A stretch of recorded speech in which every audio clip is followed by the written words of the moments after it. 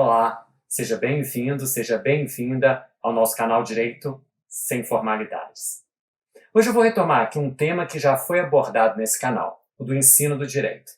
Para aqueles que ainda não viram, a gente vai deixar a tag aqui em cima desse vídeo para que você retome o que eu expliquei como a sistematização coletiva do conhecimento. Hoje eu vou falar sobre esse dilema, ensino remoto, ensino à distância, o que muda no ensino do direito. No entanto, não é um texto escrito, uma pesquisa prévia, já finda, sobre o que eu vou falar aqui hoje, sobre o que eu vou compartilhar com você aqui hoje. Toda essa questão do ensino remoto, das mudanças que a pandemia gerou, dessa distância que se estabeleceu entre o processo de ensino e aprendizagem, ela gerou muitas inquietações, muitas dúvidas, tanto em colegas quanto em estudantes, e por conta disso eu achei interessante compartilhar aqui a minha experiência com vocês.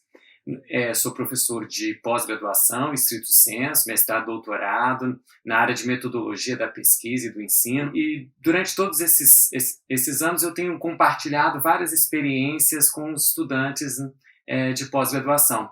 Eu acho que nesse momento seria interessante compartilhar com você essas experiências. Então, o que muda no ensino do direito com essa nova modalidade? Ensino remoto, ensino à distância. Meu nome é Marcos, sou professor titular da Universidade Federal de Juiz de Fora. Vamos lá? Muito bem. Para os professores, o que muda com o ensino remoto? Qual a melhor forma de construir a sua prática e as suas atividades didático-pedagógicas no ensino remoto? Primeiro conselho, a primeira lição que eu acho importante nós todos aprendermos é de que a gente tem que ter em mente as nossas potencialidades como educadores.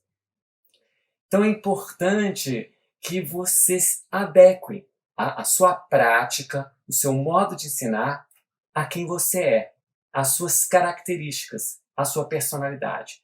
Não procure imitar ou copiar colegas que tenham outros perfis, outras formas de ensinar. Seja honesto com você mesmo. Essa talvez seja a regra mais importante, porque tentar, por exemplo, gravar uma videoaula quando você não domina essa técnica, quando você não sabe exatamente como lidar com esse instrumento, antes de aprender, é muito difícil. Então tenha calma, procure realizar cursos, procure amadurecer essa ideia. E veja dentro de você se de fato gravar uma videoaula é algo que vai aumentar o seu potencial como educador, como educadora. Muito importante, a segunda lição. Tenha sempre uma mente aberta. O que significa ter essa mente aberta? Significa que você tem que estar disposto a aprender novas técnicas. Você tem que sair daquilo que eu chamo que é o conforto do que você era antes, do que você fazia antes. A Julie Bernstein, ela tem uma excelente expressão de que eu gosto muito. Abraça a perda. O fato é que nós perdemos alguma coisa. A gente perdeu o que a gente fazia antes. Como a gente agia antes. Os métodos e a forma como a gente aplicava esses métodos antes foram perdidos. Mas qual o problema?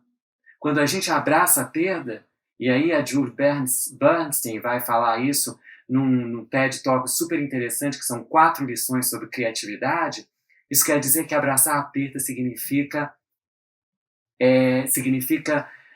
potencializar a sua criatividade e não ficar arraigado no que você fazia no passado. Terceira regra. Seja humilde. A gente pode aprender sempre. E nesse momento é importante você investir um pouco no seu processo de aprendizagem como professor, como educador, como educadora, como professora. Então isso quer dizer o seguinte, você tem que se valer. Há uma série de profissionais hoje bem qualificados. Existem profissionais na área de educação que trabalham muito com ensino à distância há muito tempo. Há congressos que foram feitos, como o do Grupo GEM, sobre de repente professor online, que estão aí disponíveis para você aprender. né? Procure profissionais qualificados que falam sobre isso, né? Livros específicos, né? Como Didática Geral, do Bruno Malheiros, que podem, ou metodologias ativas da Marina Pfefferbauer para no direito. Existem muitas coisas disponíveis e que podem potencializar a sua... E você vai tentar encontrar dentro dessas propostas desses autores aquilo que se adequa a você. Não procure de imediato já ir adotando uma série de técnicas com as quais você não entende. Seja humilde. Aprenda antes de aplicar. Quarta lição. Utilize bem as plataformas. Não atole o seu estudante com textos, com leituras excessivas. Não é esse o momento. Este é o momento em que você vai se tornar um professor, um educador essencial e não dispensável. Diferentemente do que muitos dizem, né, que a internet vai nos tornar dispensáveis, é falso esse argumento se a gente se apodera desses instrumentos. Se você toma posse desses instrumentos no sentido seguinte, eu vou organizar o melhor conteúdo, eu vou selecionar os melhores textos, eu vou orientar o estudo desses estudantes e dessas estudantes. Então, com isso, você se torna uma figura essencial, fundamental no processo de construção do conhecimento coletivo. A quinta lição. Procure saber a diferença entre aulas síncronas e aulas assíncronas.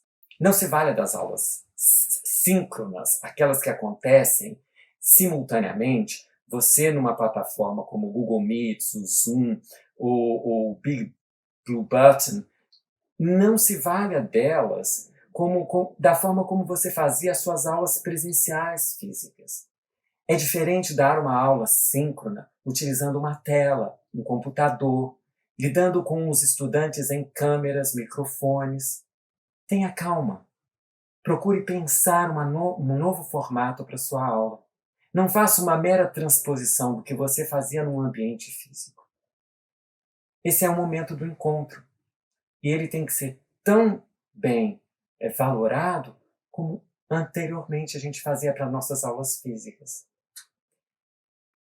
Quanto às aulas assíncronas, não confunda aulas assíncronas com uma reprodução das suas aulas presenciais, como se você estivesse simplesmente gravando aulas ou enviando textos para leituras dos seus estudantes, como se aquilo fosse simplesmente uma substituição, um substitutivo do que você havia antes.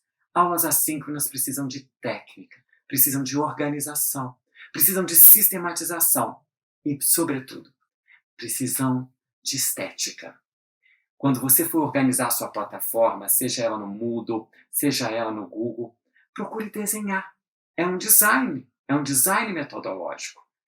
Procure adicionar qualificadamente textos. Procure fazer textos, criar textos, para que o estudante possa ali perceber que você está empenhado nessa tarefa. Selecione vídeos, selecione mídias, para que o estudante sinta aquela interação que antes acontecia numa sala presencial, agora pode acontecer na sala virtual, no ciberespaço. Você não pode simplesmente gravar uma videoaula como se a videoaula fosse aquela aula que você deu presencial e agora você transformou ela num vídeo. Procure repensar a sua aula. Isso é muito importante. Enfim, seja cuidadoso na sua preparação. Planeje. É muito importante que você conheça todos esses instrumentos. As aulas, tanto síncronas quanto assíncronas, elas têm espaço para uma série de atividades interativas, para vários tipos de metodologias ativas. Desde jogos interativos simultâneos que você pode fazer, até enquetes simultâneas como Mentimeter.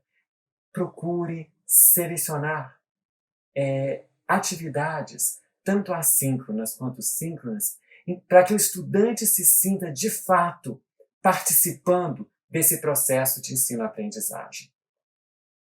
Bom, e para você, estudante? Qual é o meu conselho? Primeiro, dedique-se. Procure ler os textos que foram organizados. Procure assistir aos vídeos que estão lá nas aulas, sejam elas síncronas ou assíncronas. Participe.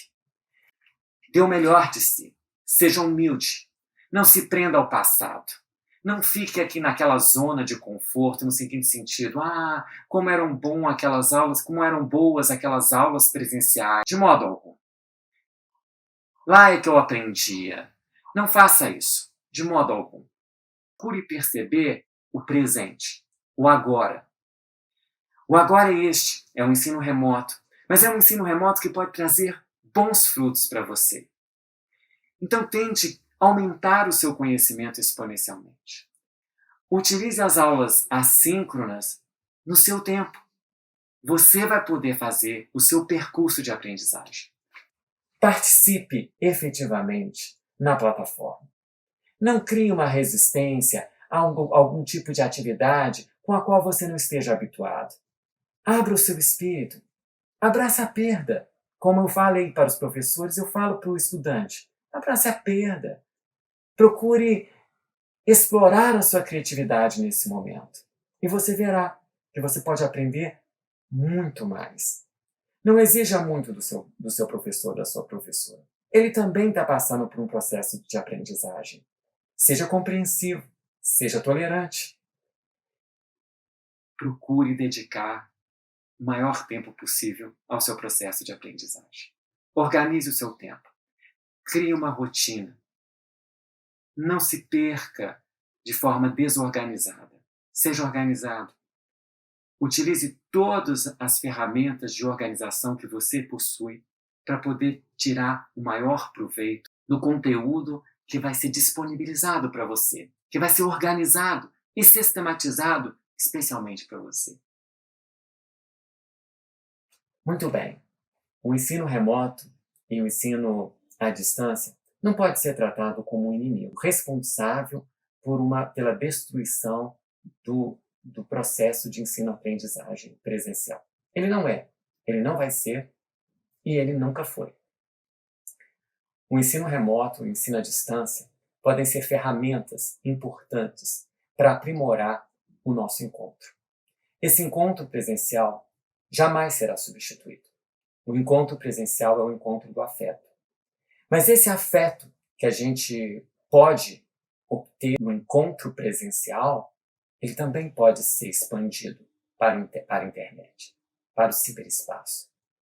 Não é preciso estar lado a lado, face a face, para que a estudante perceba o seu empenho, a sua dedicação, o seu afeto na preparação daquele material. Meus amigos, minhas amigas, não é fácil estar nesse momento. Mas mais do que isso, é importante a gente entender que é nesse momento de crise do que a gente conhecia, de transformação do que a gente conhecia, é que vai fazer com que a gente possa ser capaz de aprender mais, de superar os nossos limites e, sobretudo, de ser mais criativos. Espero que vocês tenham gostado. Até a próxima. Muito obrigado.